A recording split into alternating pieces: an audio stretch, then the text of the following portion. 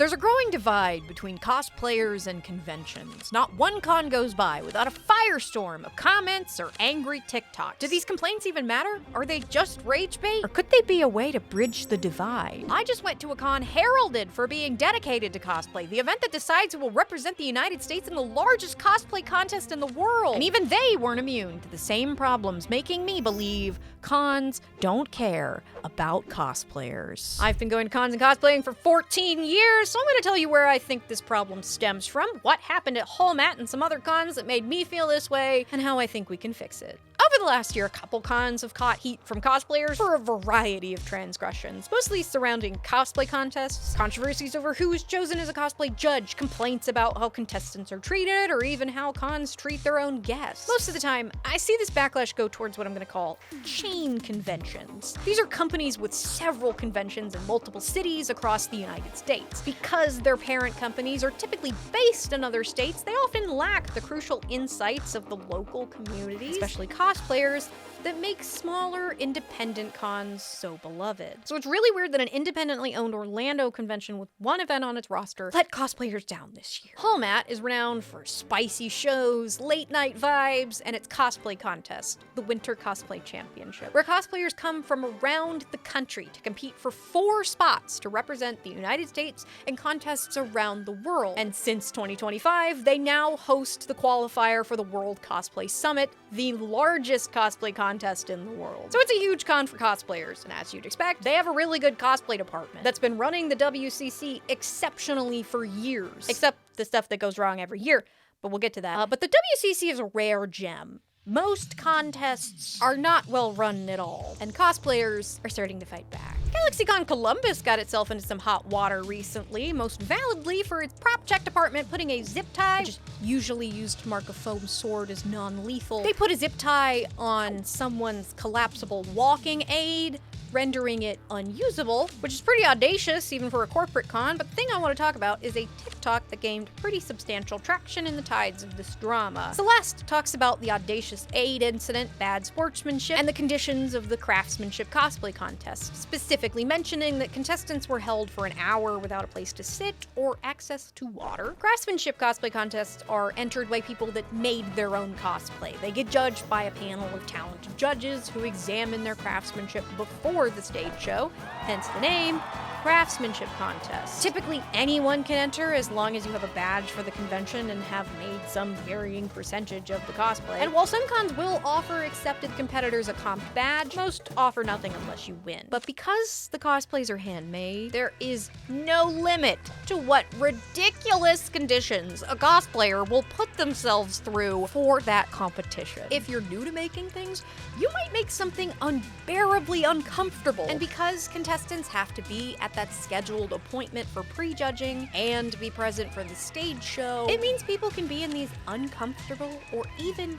painful costumes all day long. So an hour without a place to sit and no water might seem like a mountain out of a molehill, but you have to take it in combination with what these competitors are putting up with to provide this presentation or performance to the con for free. Though, I was personally not surprised at all about the hour without seats or water, because it's incredibly common to see in cosplay contests. It doesn't make it right, it just shouldn't be surprising, especially from a corporate con. I received an account from a cosplayer who competed at Atlanta Comic-Con 2023, another chain convention with a similarly terrible experience. I finished my last pose and headed to the exit stairs. There was a small group of people being held to the right. I was told to make a left by staff, and suddenly I put the pieces together. They were pulling winners as we were getting off stage. This means I had to walk past the extremely long line of contestants still waiting to go on while they consoled me, clicked their tongues, and murmured that they might have a chance. Absolute walk of shame. The only thing that made it worse was that the exit door led to the general convention hall. I joke about it now with friends, but it genuinely felt like I was being kicked out of the competition after not placing. I tried my best to hold in the tears and be a good sport about it, but it was really difficult when people came crashing through the hallway doors, absolutely sobbing. Such a humiliating experience with absolutely no respect from the staff. Holiday Matsuri, with its green room for contestants, staggered judging process through the weekend, and a staff that's actually nice to you, is a huge outlier. Though, last year, Hallmat faced its own drought because the theater it took place in had weird rules about liquids backstage. So they moved it out of the theater the next year. They saw that something wasn't right for the competitors, and they changed it. It's almost like the problems that happen every year at Hallmat are not within the control of the cosplay department, but that's just my speculation. It's not just that Hallmat's contest is a generally smooth experience, it's also always been fair because they choose really good judges. But not all cons do. Back in June of 2025, Tampa Bay Comic-Con was lit ablaze with criticism over their choice of judges. Well, really, the story starts a year prior, in 2024, when that roster of judges was announced. The general consensus was that one of the chosen judges was a great armor builder, and therefore a great choice. The other two judges, though, their qualifications were questioned. A lot of the heat was put on the Shaggy Sabersmith being chosen as a judge. Shaggy is a TikToker known for cosplaying as variants of Shaggy from Scooby-Doo. But if he was a Jedi, and if his lightsaber was floppy for some reason. I just want to say, the Sailor Moon lightsaber is really cool. This is really fun and it makes me happy. I know I'm kind of clowning on this dude, but keep doing what you're doing. This is fun. He does make lightsabers though, okay? He's also a black belt and a civil engineer. So he'd be a great judge for a lightsaber building contest that leads into a taekwondo fight on a bridge, but the team was still missing a sewist. Especially when they had another armor builder already. Shaggy's inclusion felt a little redundant, but people assumed that Shaggy was chosen not for his floppy lightsaber skills, but because of his social media numbers. Having big social media numbers doesn't make you an unqualified judge, and I do think while Shaggy's skills are very specific, the biggest problem was that no one on the team would be able to properly examine or appreciate the hard work put into the sewing of the cosplays, and most cosplays have at least some sewing. To their credit, Tampa Bay did kinda listen. Two very talented judges with sewing experience were added to the roster: Cafe de Dewey and Cassandra Ariel. One was removed, but I'll talk about that in a minute. And Shaggy was kind of demoted. From what I was able to find, he was still allowed to give a judge's award, but was not actually present during prejudging. But in the end, they ended up with 3 great judges, so it kind of worked out. And then they invited Shaggy back in 2025. Everybody freaked out again, but this time they did nothing. But they did have a Vera cosplay on the roster who has enough talent, kindness, and memes. They can identify 47 interfacing types just by smell. Judgesaurus. To be 3 judges by herself. Also, it's not super relevant to this video, but the 3rd judge chosen for 2025, I don't want to name them because most of the drama was either people saying that this person was completely unqualified, so I just want to say, as always, don't go bug anybody, or I will call your mom. Like, I'm not here to argue with whether or not that person was qualified or not, but even, let's just assume they were wholly unqualified. Not saying that's true, we're just going to assume so. It's never the person that was chosen to judge's fault that they are unqualified. It is the fault of the cosplay director for not doing enough research on how qualified that person was. If you ever see something like this happen, please don't take it out on the Shaggies and the anonymous people that I'm not naming. Be angry at the system. The system is what's failing, not the people the system has chosen. Okay? Just like GalaxyCon Columbus, Tampa Bay is a chain convention. They both feature large cash prizes that they can afford to offer because of their connection to the larger companies that host them. But even with that backing, they don't put in the effort to understand the cosplayers that come to them. I want to take a moment to thank the sponsor of today's video, FlexiSpot. I have something to confess to you. I don't actually know how old that chair is. It came from my parents' house, so it might be like 20 years old. It's pretty bad. It doesn't have a head support, and I spend like 8 to 10 hours a day in it sometimes. But now, thanks to FlexiSpot, I have an ergonomic replacement. The recently launched C7 Morpher. This thing's got all kinds of adjustments. Lumbar support, a headrest. Look at how much these armrests move. The seat depth can move. Of Of course it can recline. And the thing I was most excited about, it has a footrest, which is really important for a person like me who sits basically exclusively extremely cross-legged. I had no idea an office chair could be this comfortable. The padded seat is honestly a dream. I've been looking to replace that old chair for years, and I feel like I'm in a whole new world of comfort thanks to FlexiSpot. I've also had my E7 Pro standing desk for over a year now, and it has continued to be the ultimate work desk for sewing, foam work, and even wig work. When I was making that new wig, it was super convenient to just adjust the height of the table a little bit so that I could get into those awkward areas without having to strain or bend over or anything. And with the programmable sitting and standing functions, I can go from the perfect height for cutting fabric to raising up that table with the press of just one button. I was even able to put it together all by myself last summer, and it is so strong that I've been sitting on it this entire time. It's got a 440-pound weight capacity. Whether you're crafting a cosplay or working from home,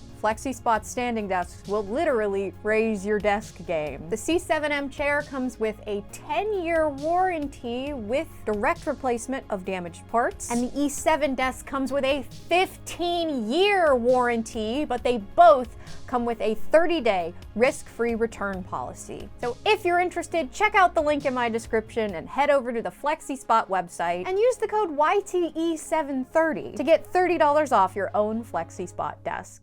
No one ever questions the qualifications of the Holiday Matsuri judges because they are consistently fantastically qualified. Part of that is the fact that they send their cosplay director to these international competitions where she has the opportunity to meet international talent and bring them home to lend us their skills. And HOLMAT is an independently owned convention with the budget of a single event. These large cons with their Elijah Wood budgets could be doing this too, but they wouldn't even need to leave the country if they just paid attention to who's winning cosplay contests in that region and pulled from those people. Stuff like this wouldn't happen. Good judges are important because bad judges can have devastating effects. That third judge from the 2024 Tampa Bay roster, I didn't talk about them yet because they were dropped before the con because of a situation from Atlanta Comic-Con that came to light. Atlanta Comic-Con is actually owned by the same company as Tampa Bay, and they have the same cosplay director. Their parent company is FanX. Their flagship con is FanX Salt Lake, which is a much larger convention, and the prize for winning at both Tampa Bay and Atlanta Comic-Con is passage and entrance into the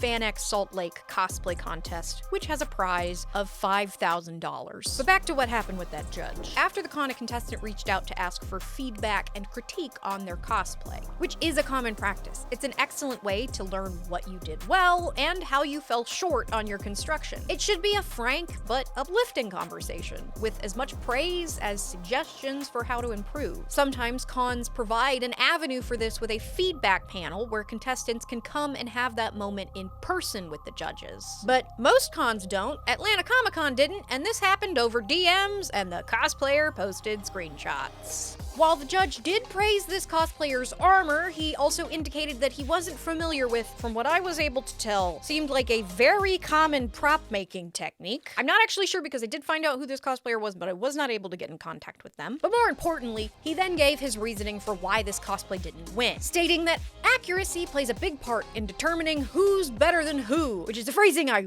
really don't like. But he then goes on to say that this person's decision to not wear a bald cap for a gender-bent version of a bald character didn't help with realizing the character. In my experience, accuracy is judged up to a point. Sometimes it's thrown out entirely in favor of creative interpretation, or even just sheer execution of techniques. And a gender-bent version of the character is kind of an original design, so at that point you should be judging how creative that interpretation is, and not how accurate it is to the character. Anyway, they then say that I can't imagine that it'll help one win against another competitor who may put in the same work, but more resembles their character. Most people took this to mean that the judge was telling the cosplayer, you should only cosplay characters that you look like. Though, I want to be completely fair. The way this person speaks is just incredibly confusing. Right after saying this, they mention a Mandalorian cosplayer who seemed to be a woman, but that didn't matter because you could totally tell it was the Mandalorian. I wasn't able to find a video of the contest to confirm whether this person was just cosplaying as a male character or if this was a gender-bent Mandalorian, so it's possible that the judge just meant that your gender-bent version of this character didn't look enough like the character. But if that were true, I would have expected a judge to give advice on how using the colors and maintaining the silhouette of the character would have helped the design be recognizable. But instead, they outright tell them, maybe don't gender bend, which is why most people took this as the single most harmful take a judge can have. It should never matter if a cosplayer themselves looks like the character. You cannot judge the height, weight, race, ability level, or gender of the person wearing the cosplay. You can only judge the cosplay itself. Getting feedback from judges was incredibly important to me through my journey competing. I still remember being told that I had done a great job with fit on a cosplay, but that I had a glue stain on my hat. I was so proud of what I had done right and excited to do better on where I fell short. But being told by a judge, someone you look up to, that you shouldn't cosplay characters that you don't look like, or even if they just meant don't gender bend, either could be devastating and discourage a cosplayer from continuing their creative journey. These are behaviors that you would never see from the incredible craftsmen chosen to be judges at Holiday Matsuri. Bringing in that kind of talent does more than just ensure a fair contest that's choosing who will represent the United States in the largest cosplay contest in the world, because these cosplayers also come to teach classes or do panels to show the cosplay attendees of HallMat how they could be that representative one day. And anyone can be that representative. When you compare HallMat to these corporate chain conventions, it's no contest. But even HallMat came up short this year, especially for their cosplay guests. At HallMat this year, neither the website schedule nor the perfectly functioning app included any listing for the actually many free panels and paid workshops that were being put on by the cosplay guests, with the only way to even know that they existed was to find the link to the Ticket Leap website where you could buy tickets for the paid workshops, but the free panels were listed here too and not on the schedule. And I say find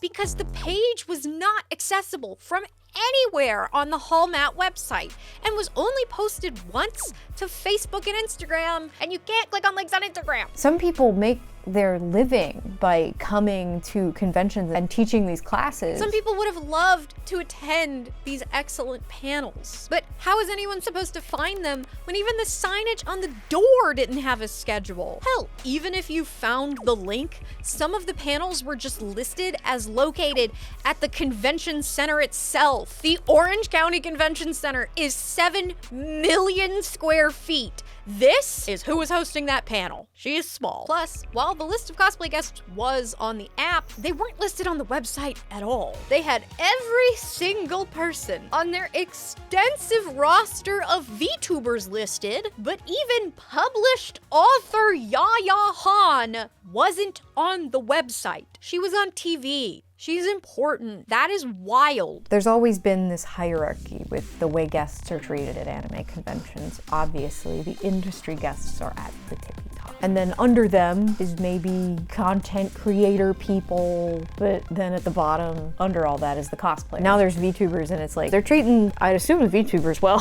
How are you doing, VTuber? Are you at home? I don't know. Are you here? I don't know. Did they put you in the nice hotel? Did they put you in the Rose Zone? I don't know. But we've fallen down another rug, I believe. And for the love of your favorite virtual cat girl or your favorite voice actor, I'm not saying that those people do not deserve the good treatment that they get. They do. They bring people in the door. But so do cosplayers. The reason cosplayers aren't getting the same treatment is simple. It's not a coincidence that most of the VTubers on the guest list have the same background for their photo. They all come from the same agency. An agency that would have signed a deal on their behalf, which would determine how they were paid, how many hours they'd be interacting with guests or being iPadded around. That agency would presumably presumably have pretty good negotiating skills to get their VTubers what they needed to do a good job. And of course, it's the same with the voice actors. They're actors, so they have agents that get them these jobs and that hand over standards for cons to follow. But the cosplayers, 99% of the time, don't have management. I'm pretty sure that the queen of cosplay, published author, been on TV-er Yaya Han does her own bookings. But she, with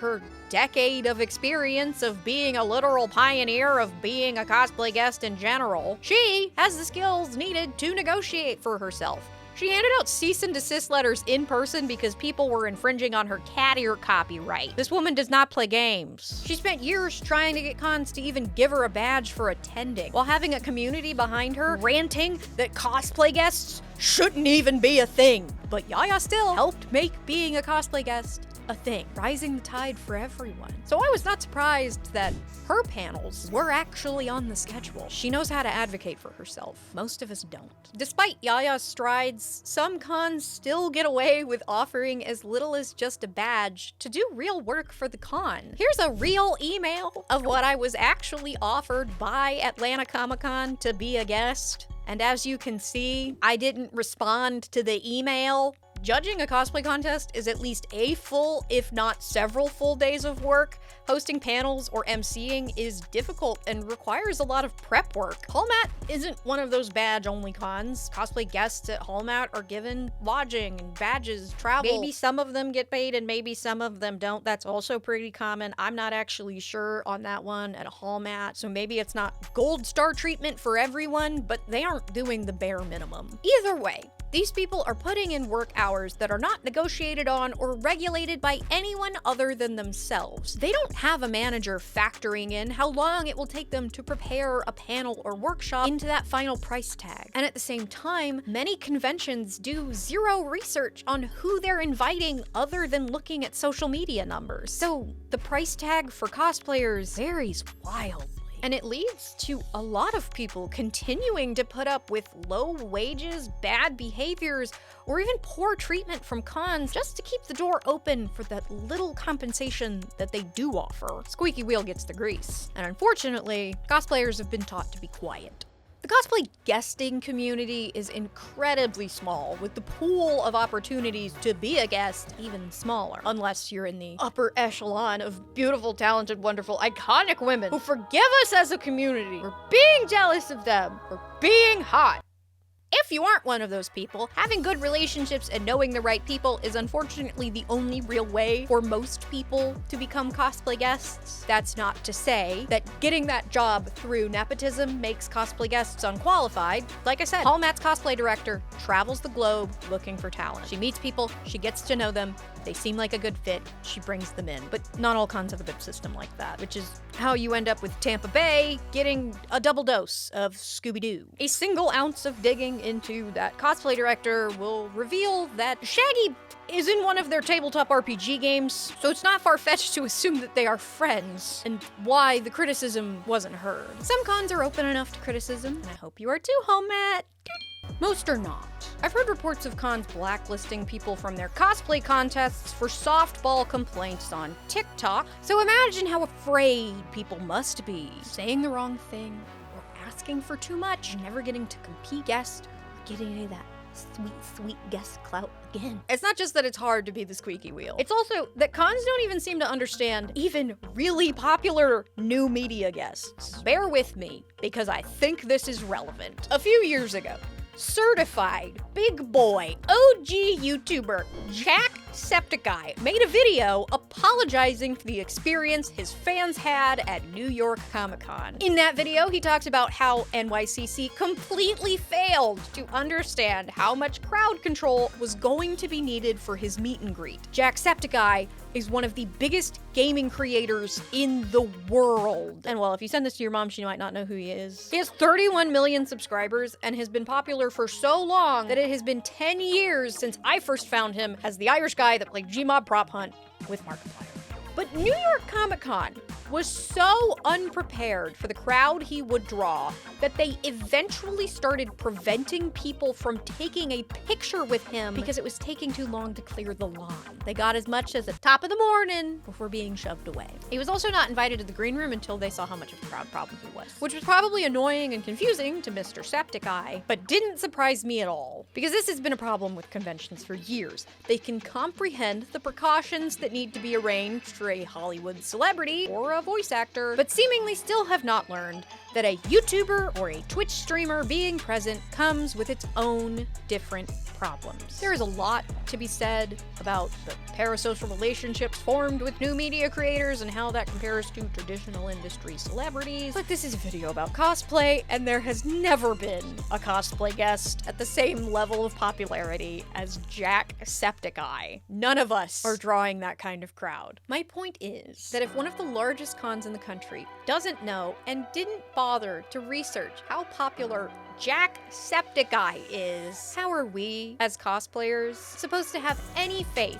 that a con will choose fair judges or put any research into our own value as guests? I know that Hallmat's cosplay department understands the value of cosplayers, but I don't know that its leadership does. Because every year they're given the same hurdles to jump, which is letting down the competitors. The problems that the competitors dealt with this year are by far not the worst I have seen. Nobody got kicked off stage, nobody made weird comments, contestants weren't shunned from hydration, and nobody lost a finger. But it's still worth complaining about because it's been happening for years. It would be so easy to fix. And this is the contest who chooses who will go to World Cosplay Summit, so it should be held to the highest standard. But first, there's something you need to understand about what you're looking at. These people not only made everything they are wearing, but came up with the idea for the performance, practiced the choreography for months, and in most cases recorded dialogue or shot video or learned how to do tween animations to create the background videos that help transport the audience into the world of these characters. The background video element has become a standard at the best performance contests in the world, so it's a huge part of being able to decide who should take that larger stage. So it's really annoying that nobody is ever told what the screen setup is going to be until the last second at Hallmat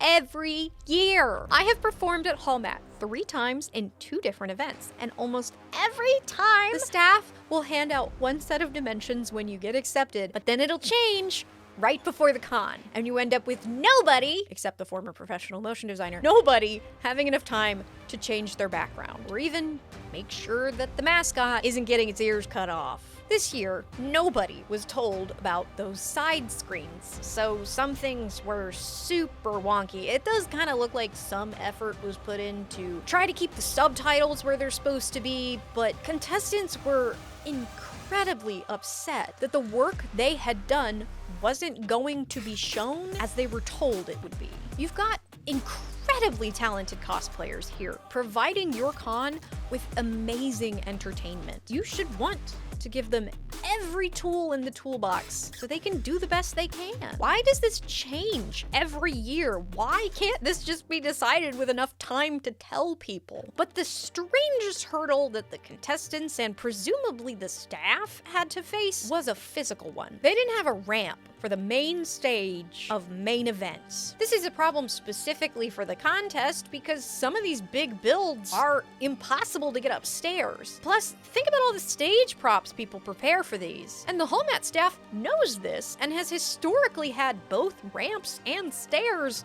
for years. Obviously, ramps are not just for getting a boat girl on the stage. They're also for people who literally wouldn't be able to get up there without them. You might say, well, what if they checked in with everybody that was going to be in main events, every contestant, every idol, everybody. They asked everybody, and everybody said, nope, no ramp needed this year. Well, the con still has plenty of main events that feature random people chosen from the audience who couldn't have been asked first. So you had the potential to exclude someone from Labar the Con Guy's Otaku feud, which is really not cool because Labar is really awesome and nice and wouldn't have wanted to exclude anybody. It's a strange hurdle because Hallmat seems like the kind of con that takes pride in doing everything they can to make their event accessible. Like, they hire an ASL interpreter for some of main events, which isn't something most cons are willing to pay for. And To be totally fair, this is not the GalaxyCon prop staff wrapping a zip tie around a collapsible cane level of incompetence. This feels like someone forgot about it, but it's a thing that shouldn't be forgotten because it means you're forgetting the risk of making an event that someone could be excluded from. And it kind of seems like you're trying to prevent that.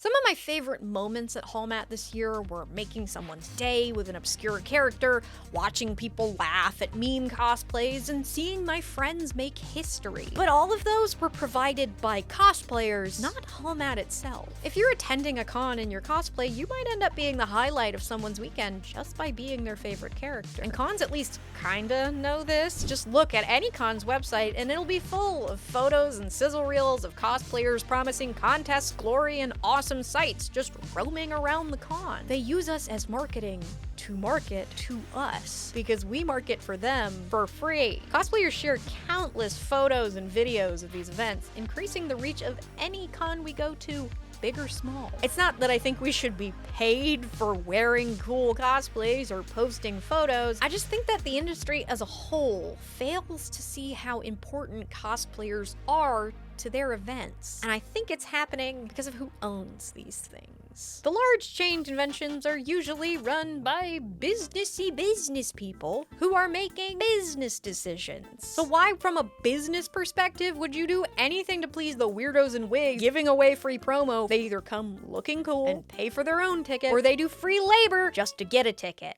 Corporate cons have really no incentive to improve their cosplay departments. It's the independent ones that seem to care about who they have running their cosplay ships. Holiday Matsuri's cosplay staff is one of the biggest collections of people who want nothing more than to celebrate and elevate cosplay. I know that because I know them. They are cosplayers. They deserve to be able to put on the show they work so diligently for. And the cosplayers that provide one of the biggest draws to the convention should be treated for what they are. Talent. Sure, they might not be part of the anime industry, they might not live in an iPad, but they are important pillars in the cosplay community. It's hard to feel like cons will ever change when a con that gets so much right can also get so much wrong. But it's not impossible, because I've seen it done. This past year, I had the pleasure of being a part of Anime Los Angeles's and MetroCon's cosplay contest. And it shouldn't be a surprise that those contest runners have competed at or inspired by Hallmat's contest. And they run their own excellently. ALA in particular was incredible. I've never seen a con feed the contestants before the stage show, or treat me and the other cosplay guests with the same treatment as the mangaka from Cowboy Bebop. I'm sure they paid him more than me, deservedly so, but we sat at the same breakfast table. We got the same free fancy breakfast. And while MetroCon had similar scheduling issues to Hallmat that resulted in competitors not getting to rehearse, both ALA and Metro had incredibly effective and fair systems for judging cosplays, and MetroCon runs 5 contests through their weekend, and their cornerstone event is a cosplay performance. So I believe Metro is dedicated to cosplay at its core, which I think is what Hallmat is lacking. Hallmat has all the elements at the surface that make for a con that truly celebrates cosplayers, but a core that seems like it's paying more attention to the iPad instead of looking up to see the history